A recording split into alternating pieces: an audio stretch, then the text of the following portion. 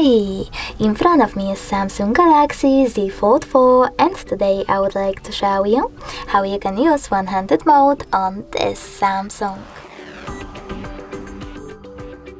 Firstly, you need to access settings and scroll down.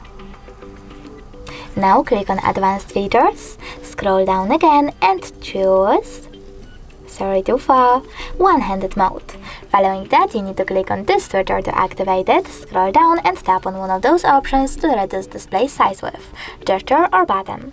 I will go with button, so I have to click on it and follow all of those instructions. Double tap the home button. When I do that, as you can see, one-handed mode is now on. You can scale it by clicking on one of its corners, holding it and dragging it however you wish to. If you want to change placement of it, just click on this little icon on one of its sides, and if you wish to go back, click on this blurry area. If you want to disable one-handed mode completely though, tap on the switcher again.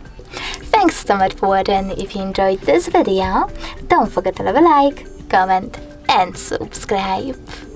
Bye!